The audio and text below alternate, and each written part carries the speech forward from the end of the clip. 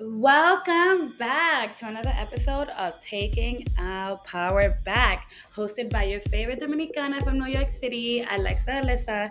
And here I teach you how to love yourself from the inside so it radiates outside. Continue watching if you want to learn how to be your biggest sponsor.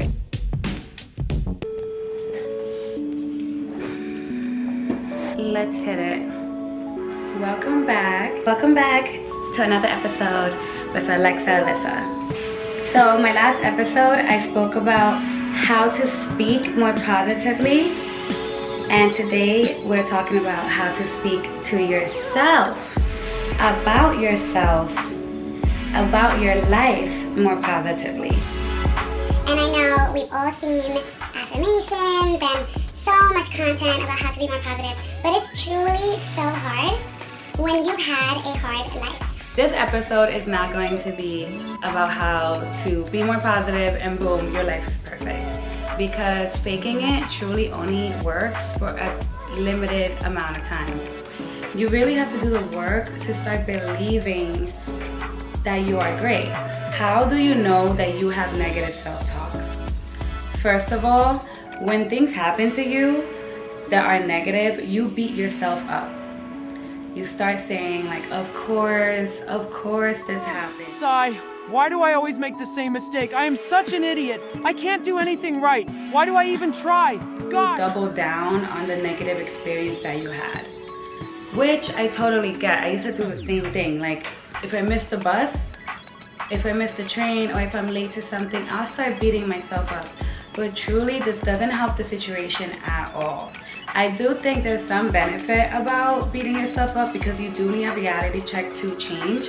You don't want to be delusional and never change, right? Like, you do want to acknowledge what is going on that keeps repeating this negative cycle that you don't want to happen. So boom, that's one example that you have negative self-talk. Number two, what do you see when you look in the mirror? When you wake up and you go brush your teeth, are you even looking at yourself in the mirror? Do you try to avoid eye contact? Do you greet yourself? Do you acknowledge yourself in the morning? My first time working with a therapist, my first assignment was to say good morning to myself for 30 days. And this was so hard. I never realized that I did not acknowledge myself every day. Like, I spent all day with me, but I didn't acknowledge myself. So that is one example that you have negative self-talk, where you don't acknowledge yourself. You're living your day for other people, and other people give you reassurance, which is a recipe for disaster, because that means your self-esteem is connected to other people, which is dangerous because people are flawed. How do you know that you have negative self-talk? You don't have a positive image of yourself. Think of yourself, you put yourself on the bottom of the list of people you care about. So you care about God, family, friends, your colleagues, your children, your pets. Everyone is more important than you. Or even like video games. Like, you put video game characters above yourself. This is a recipe for disaster for your life, and I'm going to explain why. How do you know that you have negative self-talk? If you negatively criticize yourself. And you will know you're doing this because you feel terrible about yourself, and you keep thinking about yourself as a project of how much better you can be instead of appreciating what's going well now. And I am an overachiever. I am a perfectionist, so I totally get it. But there's a difference between constructive criticism, aka, wow, I've been eating bad for a week and I feel bloated. I'm acknowledging that, and I'm going to make some goals to change that. It's constructive criticism. But if it's, I'm ugly, I'm fat, my skin looks horrible, my hair is so dry, and you're just going from head to toe bullying yourself, that's how you know you have negative self-talk. And this negative self-talk is a mindset, it's an energy, it's something you picked up, and now you're repeating it throughout your life. So it's important to acknowledge that you do that. Bullying yourself and having high standards are two different things. Having high standards is progressively getting better at whatever your goal is. Bullying yourself is just bullying yourself. Like, there's nothing productive about it. I have been bullied, and there's nothing productive about making fun of a flaw. Why do bullies bully? They don't bully to motivate the victim. They bully to imprint a new belief in that victim. By bullying yourself, you're imprinting beliefs about yourself. You'll be surprised when you say these criticisms out loud in front of people that love you. They're going to look at you like you're crazy, because a lot of them are just like imagined in your head. Like, for years, I would hide my face, I would wear hats, I would wear glasses. I would not want to show my eyes or my face because I thought like I was ugly, because I was told that I was ugly for years. And then when I started like saying it out loud, all my friends looked at me like I was crazy. Like, you are not ugly. Where did you get that from? So if you want to like test it out one day, I mean, I know that's very vulnerable, but maybe like just in front of like just anyone that cares about you, say it out loud and watch them be baffled and correct you. But you have imprinted these bullying comments in your mind, and they're all self-imposed. One of my favorite quotes is that we are our hardest critics. And the way we speak to ourselves, we would never speak like that to a friend. I know that is true. I would never speak, when I was the hardest on myself, I would never speak like that to somebody I love. I'm going to pivot into examples of how this is sabotaging you. One, these imprinted bullying criticisms that you tell yourself on a regular basis are actually impacting your life. When you are hard on yourself and you believe that you're not a good person, you will immediately self-sabotage. Yeah. How do you know that you are self-sabotaging in your life? You create drama where there's no drama.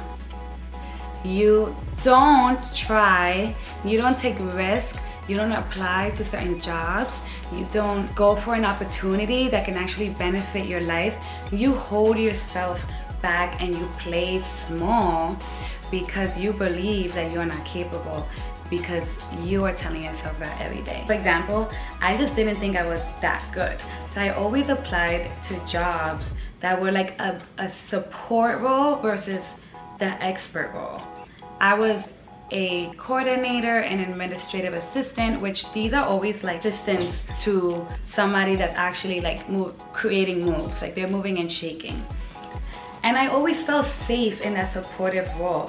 I also always gravitated towards like main character friends because I loved supporting them and watering their flowers and like praising them, because I never felt like I was capable of being main character. So take a look at the people around you, take a look at what you do for work, and really to ask yourself, like, do I like this job? Why did I apply to this job? Could I do better than this job? Could I do better than this relationship that I'm in?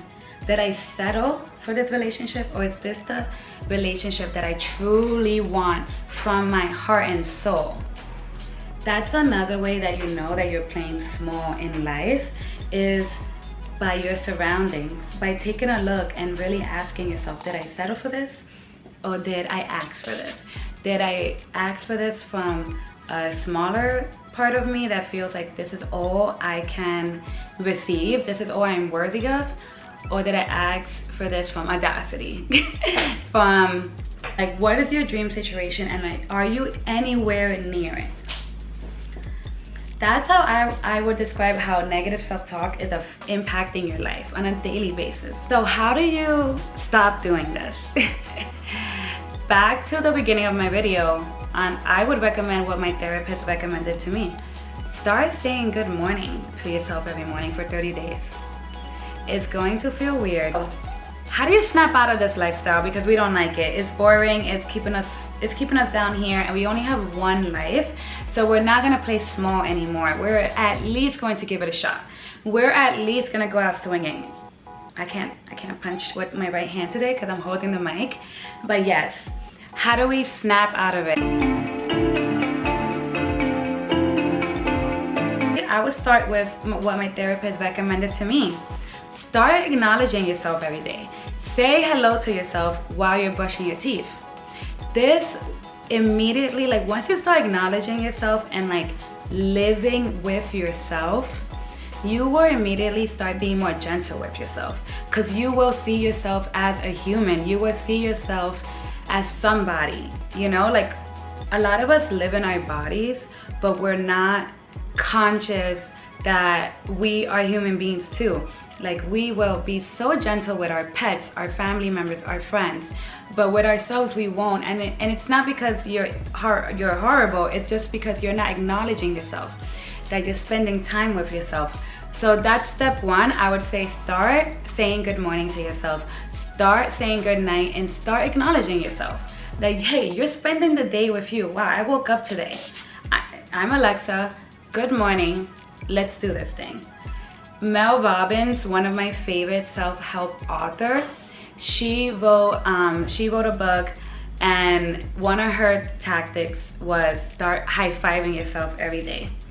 This was like a little corny, like I know, like who's gonna high-five themselves in the mirror, but she said it makes such an impact. This is proven from her study group, that high-fiving yourself in the morning, in the mirror, acknowledging yourself, high-fiving yourself, gives you like that winning energy. And when you wake up that way, like, hey, we're winning today, your day's gonna flip. And then those days compile and you have multiple of those days, like what? You will start changing. You will start hyping yourself up, because that's what a high five does. And you will start compiling those winning days. And when you're in that winning energy, you're gonna start taking more risk. You're gonna start betting on yourself a little bit more.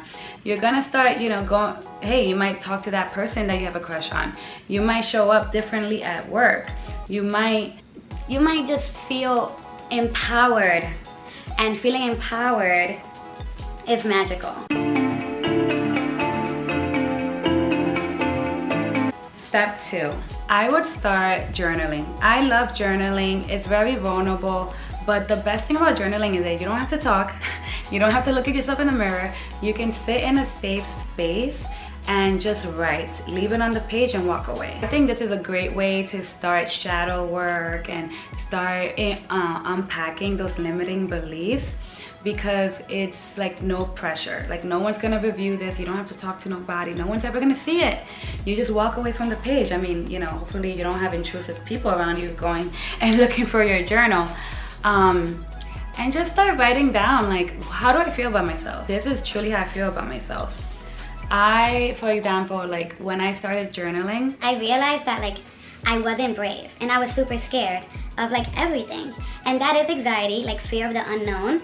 But some anxiety is self-imposed. Like some of us have trauma, but some of us have anxiety because we're just so scared because we believe things will go wrong. When you say things to yourself multiple times, you will start to believe it. That's just how the brain works. That's how the subconscious mind works. So if you're speaking negative to yourself for 5 years, yes, that's a habit at this point. That's a habit. And now you have to unhabit that. Or remove that habit.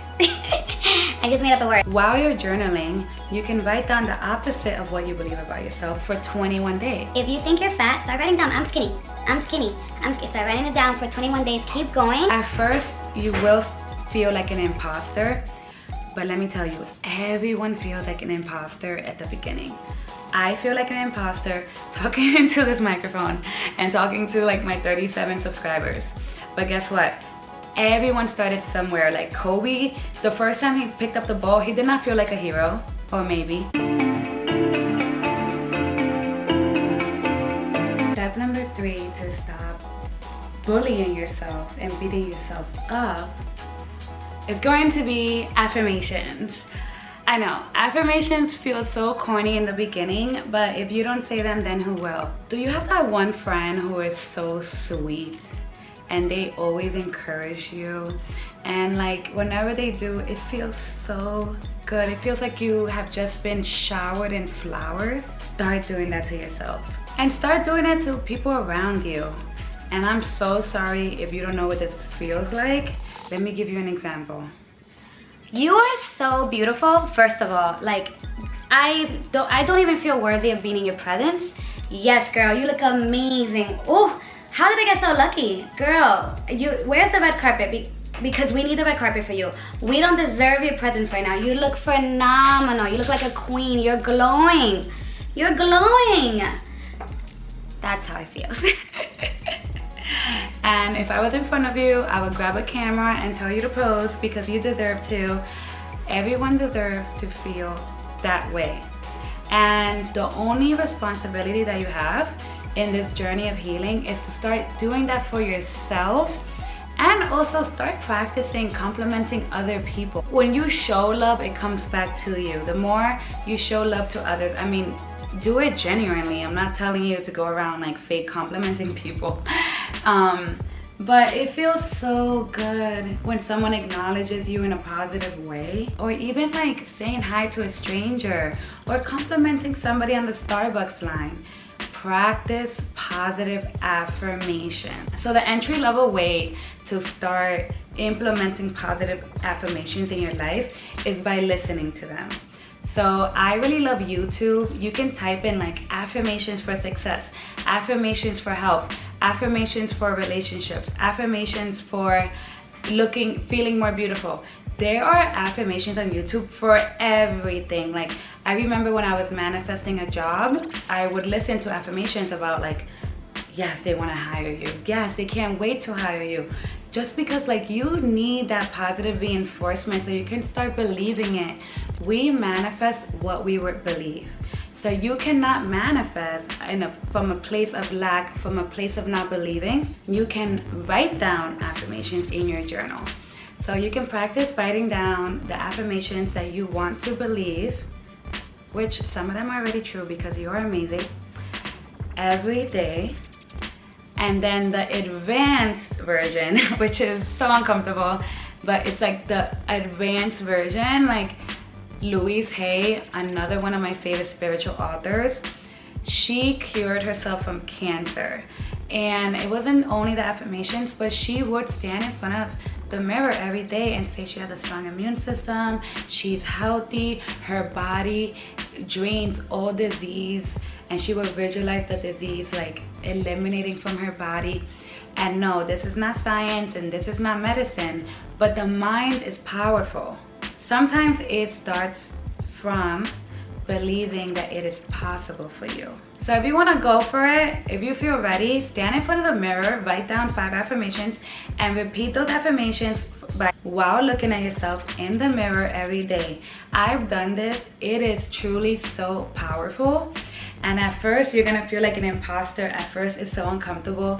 But I promise you, try it. Also, you can listen to affirmations while you sleep.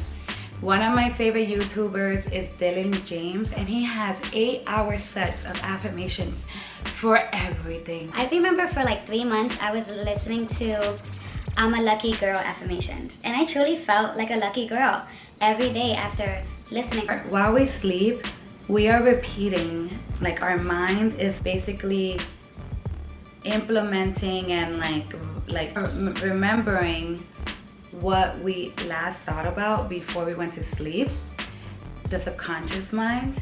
That's why scrolling is really bad for you, because what if you're scrolling on like negativity? You are processing negativity for that whole duration that you're sleeping. It's really toxic. So it's really important to cleanse your mind by meditating or listening to something positive or praying or journaling before bed, because you are going to process something. So why not take what you're processing into your own hands by telling yourself what you're going to process? I don't always do this, but the easiest way is to just like put on some quick affirmations. Oh, I really love that song, I'm a Lucky Girl. I'll put it here. Yeah, I'm a lucky girl. Those are my 3 examples of how you are being a Debbie Downer in your life. I gave you some examples of how it's impacting your life by keeping you small, by you playing small and you bullying yourself into not doing anything to change the life that you have.